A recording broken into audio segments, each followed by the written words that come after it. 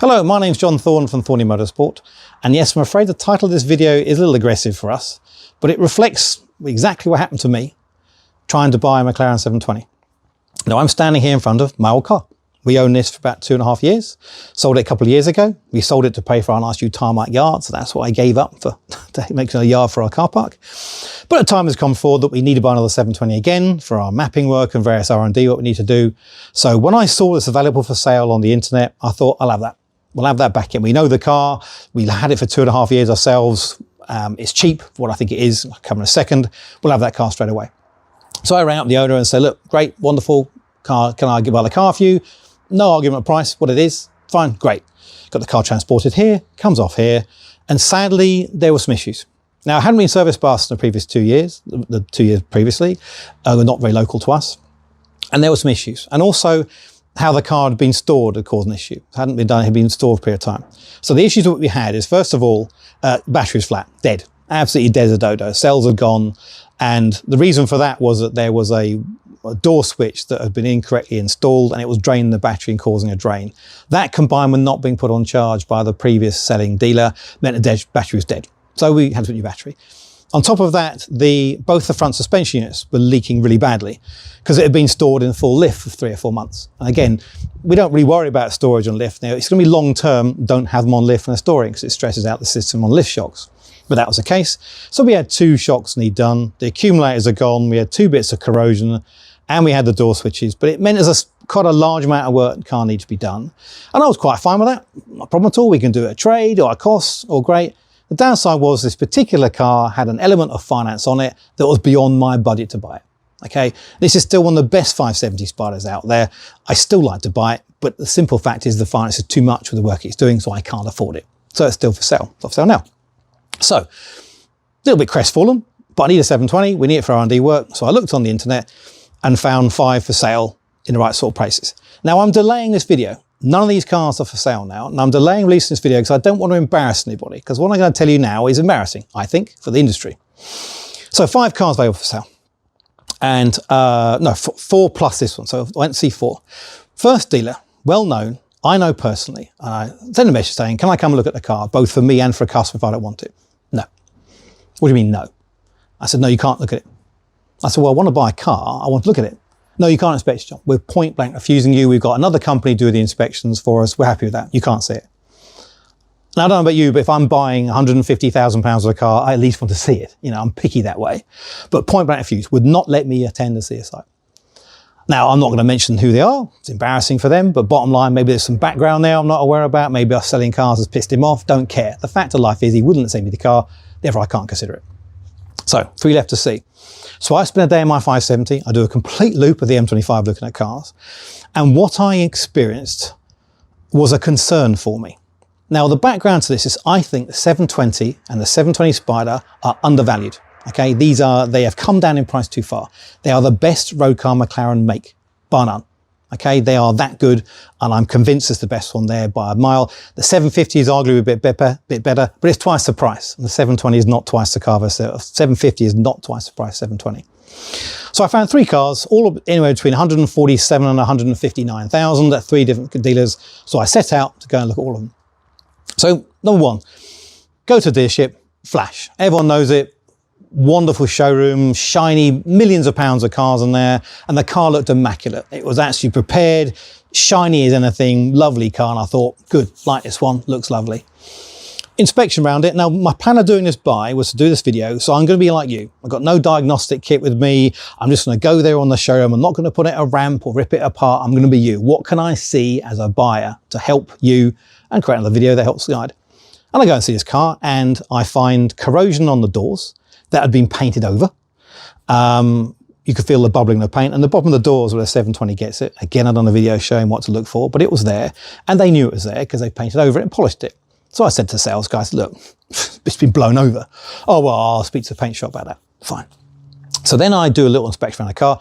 We road test it, and the accumulators are gone. Now, I've done a video about how to test the accumulators. You can feel stuff. I said, the accumulators are gone. They need replacing. Oh, okay, well, that wasn't noted, but okay, fair enough. Let me park it back up. And I do the rest of the checks I do. And one I do on the cars now, if I'm looking at a car, put the wheels on full lock and get your hand round the shock, all right? You need to have small hands and you're going to get covered in crap, but deal with it. Hand right there and get right down to the stanchion and feel the shock. And I did that on this car. I took my hand out and it was covered in hydraulic fluid, literally dripping with hydraulic fluid. And I say to the sales guys, look, bit of an issue that, isn't it really? It's obviously got a leaking shock. And his response to me, I know, it was fine this morning. I don't know about you, but from a workshop to a car park, you can't pour, a shock can't fail to pour all over my hand in that 10 feet. So I'm like, okay, fair enough.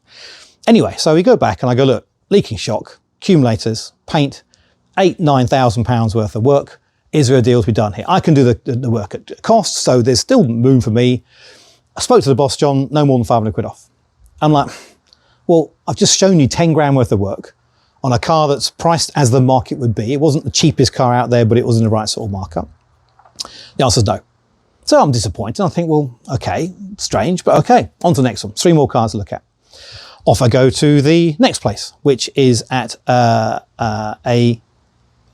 independent, but a bit more lower rent, not such a shiny showroom, but Lambos, Ferraris, that kind of stuff. Look at the car, same thing applies, road test it again. Same thing applies. Accumulators are gone again. There was a misfire, a couple of minor bits about it, and there was a corrosion again. And again, I say, can we do some money off this? No, it's price equivalent, that's what I'm going to get. I go, okay, right, it's getting disappointing this, but fair enough. And then go to the third one, which is at a, best car is a classic car dealer. So you do like high-end, you know, old Jags and that kind of stuff. And I had this McLaren.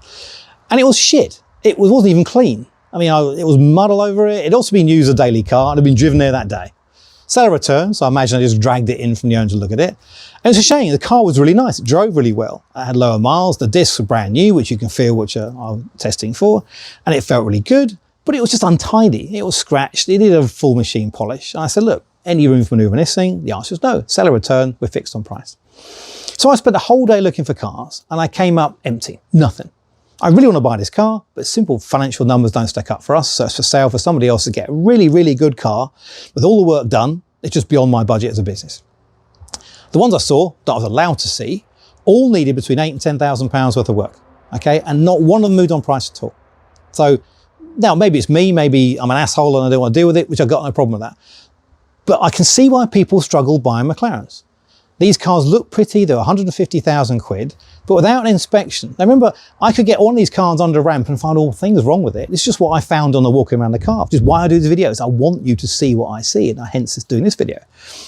It's a concern for me that these cars, not only have they come down to this price, you shouldn't be a 720 Spider, 150, 160 grand. They should be 175 grand minimum, all right? They're that good a car.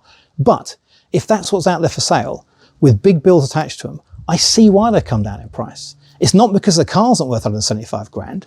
It's because no one believes they can buy a car for that that's not going to bite them in the arse and payments. And from what I've seen, they're right.